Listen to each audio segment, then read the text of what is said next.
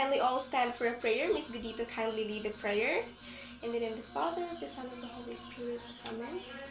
Good morning again. Now, is everyone around in the class? Okay, so no one's absent. 100% attendance. That just means that you really are excited and willing to learn something. I can see that there are a lot of pieces of paper in the floor. So can anyone or can everyone pick those up so that we can start with clean and fresh surroundings? You want that, right? Okay, thank you very much. Now, are you all excited to learn? I think everyone is all excited. But before that, let me ask you, are you down for a game? I think everyone loves a game, right? With some prizes if you win it. But don't worry, we will still be giving out prizes even if you don't win the game. So today, we'll be having a game. Yes, we'll be having a game and it's called the Arrange Me and Climb game.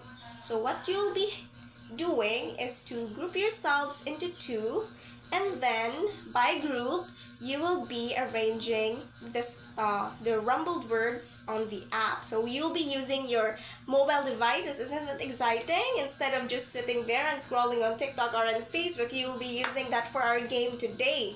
So our game, again, is called Arrange Me and Climb. Just like what I've said, you're going to arrange the rumbled words. Now, you're already in your groups, right? So we will be giving you the code. But before that, our app is called Nearpod.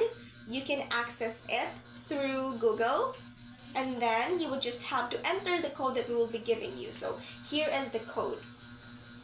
Okay, thank you.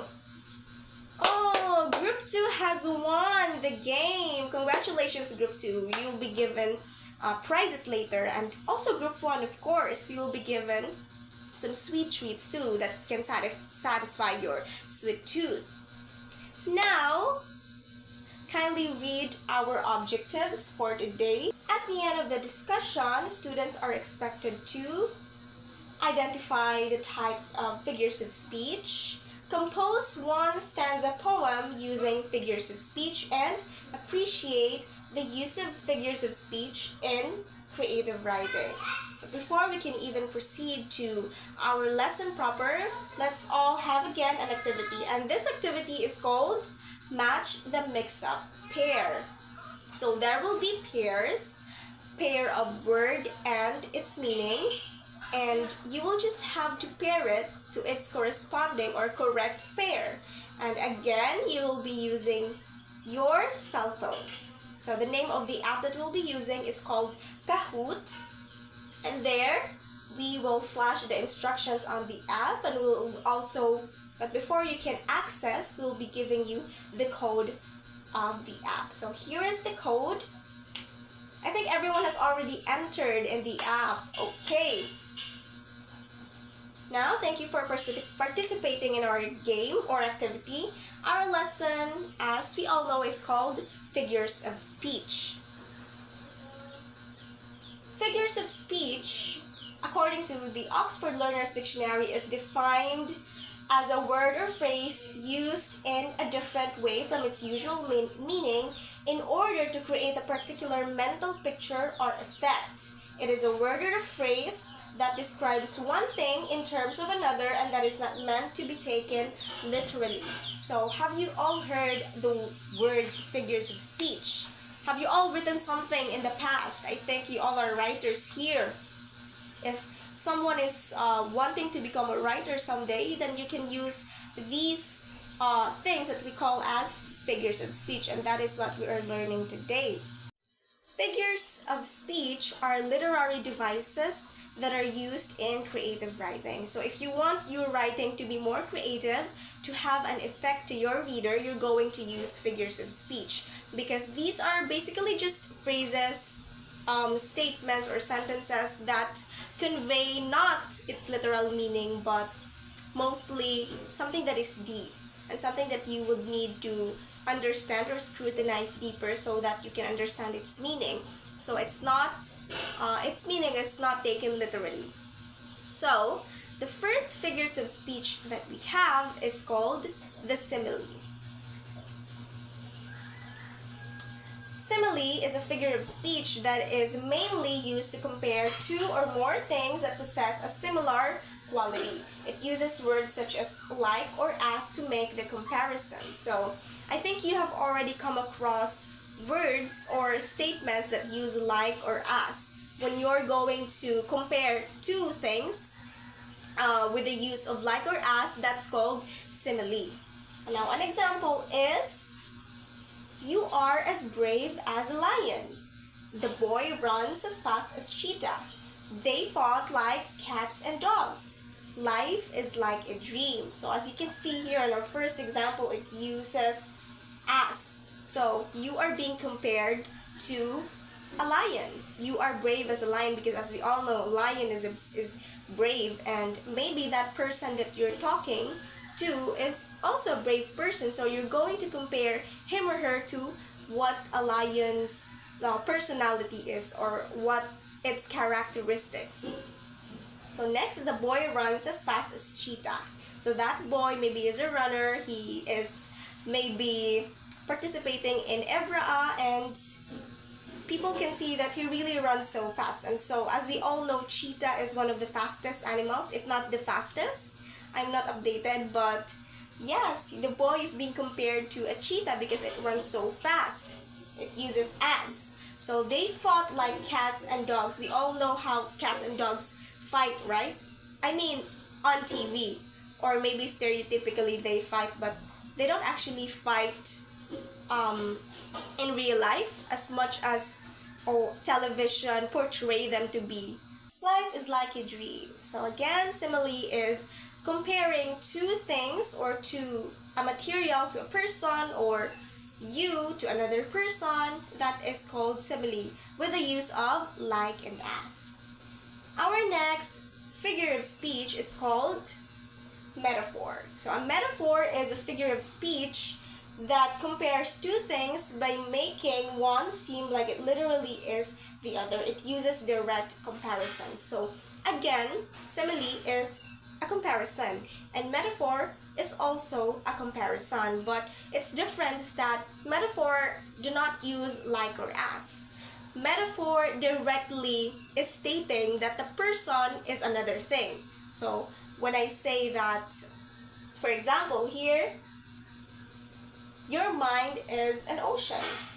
He is a lion when he comes on stage. He is a couch potato.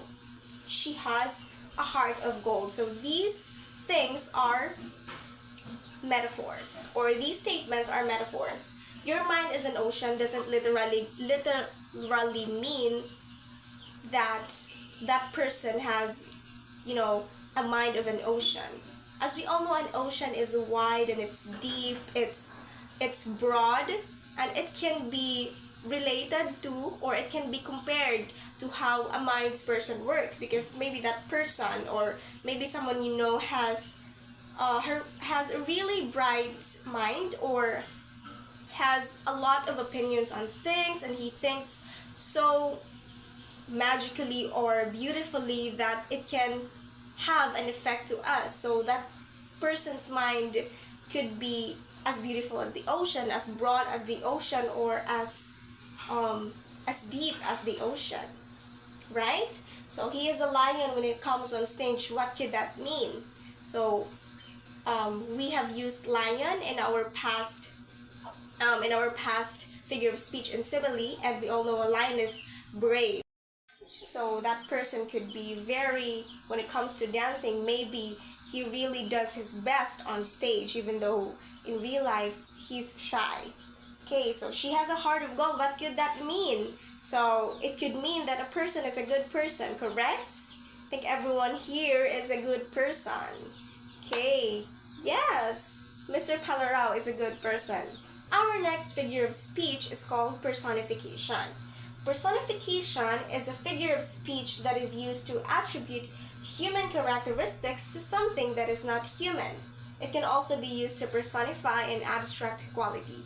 Now, if you can recall some stories that you have read, there are characters in a story that are not always human, diba? There are fables.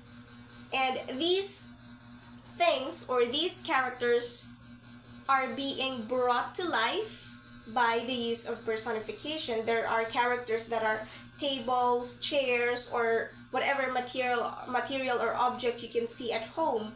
They can be used as characters and they can be brought to life with the use of personification. And that is one thing to be creative, so that you can always have a story that um, have characters as persons. You can also have other things. Now, it just basically means that you're going to uh, assume that that person or that character has the quality of a person, or has the capacity of what a person does. So, for example, here the sun smiled, the flowers danced to the wind. You can hear the trees whisper in the dark. Kindly read the last example. Thank you.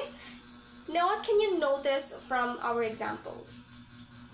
The sun does not smile. The flowers, they dance, but not literally like dance on stage, just like what we have for examples in our previous figure of speech. Now, it basically just tells us that personification gives the qualities of what human have to our other things, such as sun, flowers, pencil. They don't do these things, but they are given or they are being brought to life by those actions that only humans can do. So that is personification, and that is for the effect of, to be able for us to think that these are actually being done by these things, even though they cannot actually do these things. Good morning, everyone. I am Melca Caberte. I am Francheska and Edpan's groupmate, and I will continue our discussion about the different types of figure of speech. Now, let's tackle the oxymoron. An oxymoron is a rhetorical device that uses two opposite or contradictory terms, one after the other, to project an effect.